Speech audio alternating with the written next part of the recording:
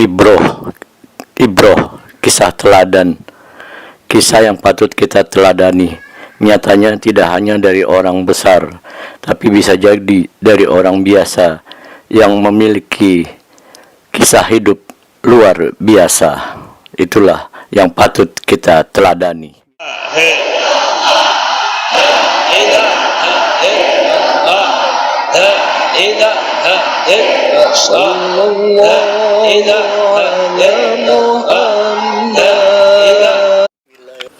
Kisah orang tua yang diantar jemput iblis ke masjid.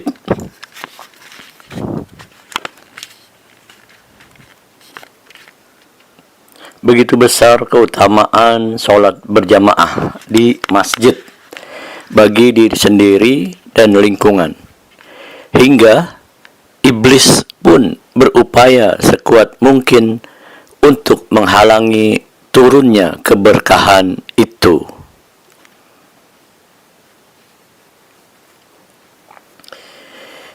Ini adalah kisah tentang Abdullah bin Ummi Maktum radhiyallahu an, sahabat Nabi Muhammad sallallahu alaihi wasallam yang tidak bisa melihat karena buta sejak lahir. Buta sejak lahir ya. Sejarah mencatat dengan tinta emas sosok istiqomah yang awalnya dikenal sebagai Umar atau Amr. Kemudian namanya diganti oleh Rasulullah Shallallahu Alaihi Wasallam menjadi Abdullah. Beliau salah seorang sahabat senior dan termasuk di antara as-sabiqunal awwalun, yakni orang-orang yang pertama, orang-orang yang lebih dulu, yang lebih awal memeluk Islam. Dia sepupu dari istri Rasulullah Shallallahu Alaihi Wasallam, Khadijah binti Khuwailid, dari jalur ibu. Nama ayahnya Qais bin Zaidah bin Al-Usam dan ibunya Atiqah binti Abdullah. Sedangkan nama Ummi Maktum sebenarnya hanya gelar atau sekedar nama panggilan yang melekat pada sang ibu, yang secara umum bisa diartikan sebagai ibu dari yang tersembunyi. Ummi Maktum itu sebuah sebutan yang mengacu kepada bayi Abdullah, buah hatinya yang lahir dalam keadaan buta. Sebagai salah satu orang pertama yang mengimani Islam, sudah pasti beliau juga termasuk salah seorang sahabat yang mengalami banyak persekusi oleh kaum musyrikin di Mekah.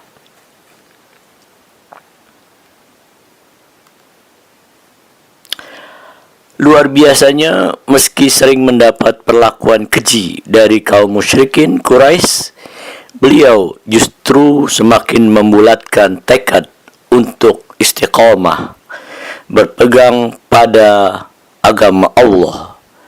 Karenanya Allah Subhanahu wa taala berkenan memberikan karunia-Nya berupa ilmu dan adab yang istimewa.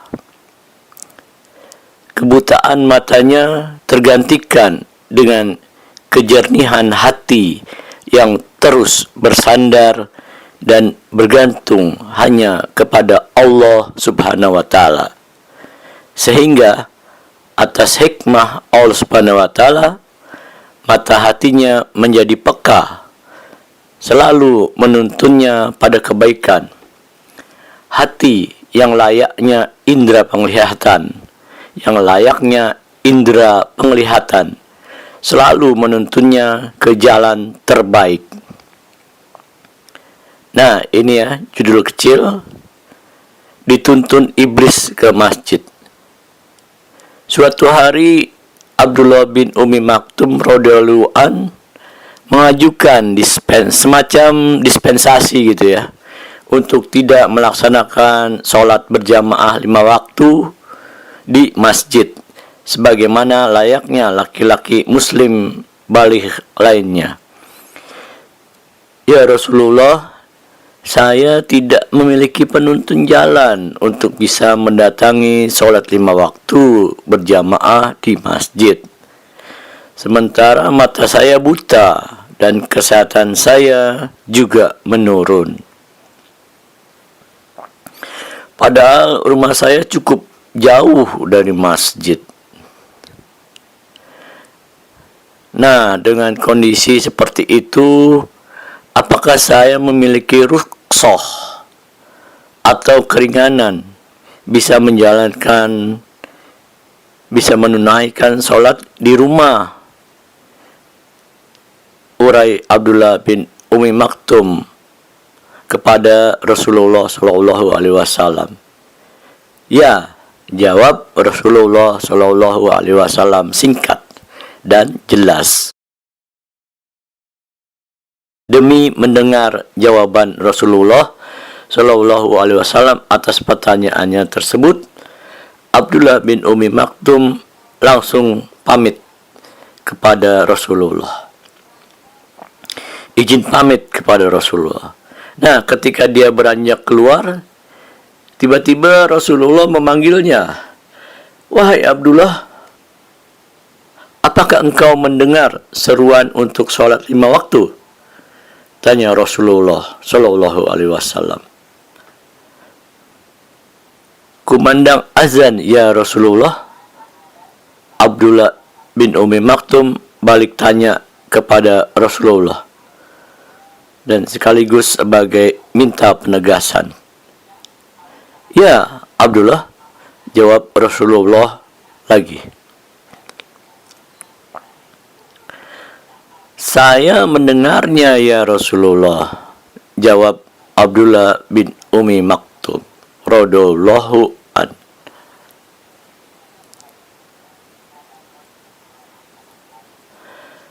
Nah, kalau kau mendengar seruan sholat, saya tidak menemukan rukhsah, tidak menemukan keringanan buatmu. Jadi engkau harus tetap berusaha untuk mendatangi masjid dan sholat berjamaah bersama kita semua. Jawab Rasulullah Shallallahu Alaihi Wasallam tegas. Nah, mendengar jawaban Rasulullah Shallallahu Alaihi Wasallam yang jelas dan lugas, Abdullah bin Umi Maktum radhiyallahu an yang sedari awal sejatinya memang sudah membulatkan tekadnya untuk mengimani Islam secara kafah, secara totalitas, semakin bersemangat untuk istiqomah dalam menjalankan perintah Allah Subhanahu wa Ta'ala. Abdullah bin Umi Maktum radhiyallahu an memang tidak bisa melihat apapun, termasuk jalanan berbatu yang harus dilaluinya untuk menuju masjid. Tapi telinganya tetap mendengar kumandang azan sebagai seruan untuk mendirikan sholat berjamaah 5 waktu di masjid. Karenanya, agar tidak terlambat tiba di masjid atas izin dan hikmah Allah Subhanahu wa Ta'ala, sebelum azan berkumandang, beliau selalu berusaha berangkat ke masjid, bersiap lebih awal meskipun harus dengan meraba-raba tangannya. Berbekal tongkat menyusuri jalan demi menyambut panggilan Allah.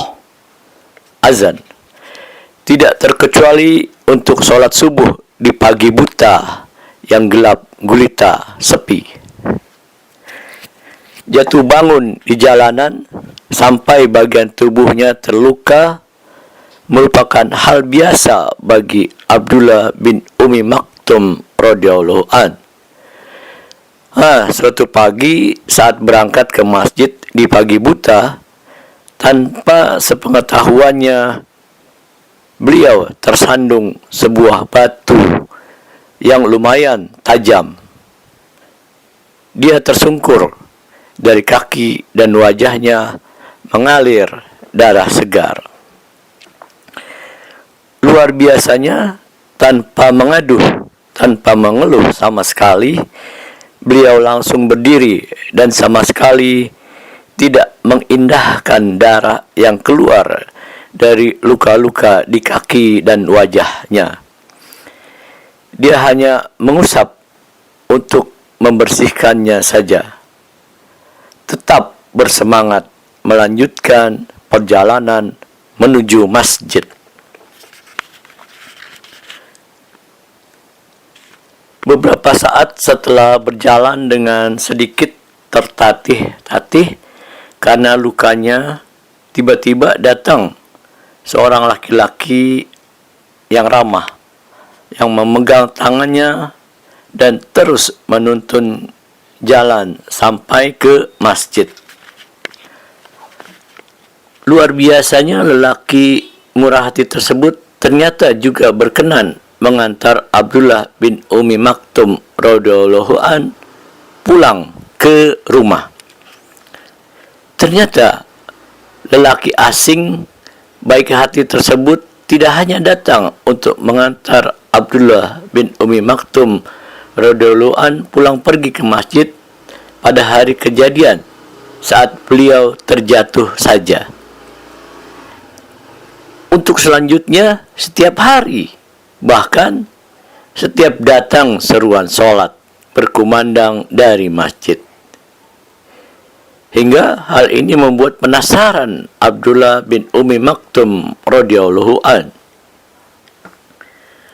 Wahai Fulan, bolehkah aku mengetahui nama dan asal usulmu agar aku bisa mendoakan perbuatan baikmu ke hadirat Allah Subhanahu wa taala? Tanya Abdullah bin Umi Maktum radhiyallahu an kepada sosok lelaki asing baik hati tersebut. Kau tidak perlu mengetahui nama dan asal usulku, dari mana, dan jangan juga mendoakanku, karena sesungguhnya aku ini iblis. Jawab si lelaki asing baik hati tersebut.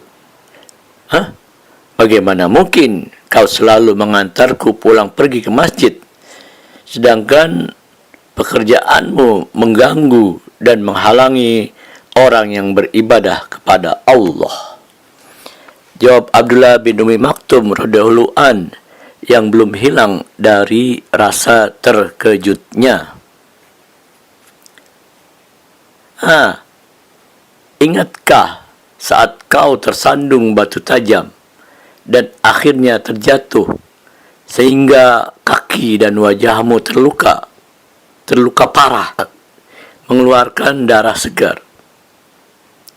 Saat itu teman-temanku mencuri dengar berita di langit ketika para malaikat saling berbagi kabar dan berkata bahwa Allah Subhanahu wa taala telah mengampuni setengah dosamu karena jatuh dan lukamu saat itu. Ketika engkau jatuh kali kedua, aku mendengar bahwa Allah telah mengampuni dosa keluargamu. Jadi aku takut jika engkau terjatuh lagi, Allah akan mengampuni dosa orang-orang sekampung di sekitarmu. Kisah si iblis.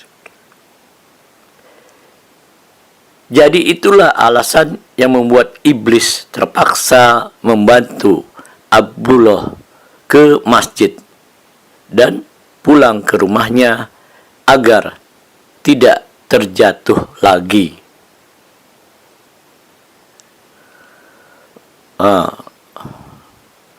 Luar biasa ya sob. Semoga bisa menjadi pelajaran bagi kita semua. Kita bisa mengambil hikmahnya. Kita akhiri dengan, kita sempurnakan dengan doa penutup majelis. Hasbunallah wa ni'mal wakil, ni'mal maula wa ni'man nasir. Subhanakallahumma wa bihamdik, asyhadu an la ilaha illa anta, astaghfiruka wa atubu ilaik. Assalamualaikum warahmatullahi wabarakatuh.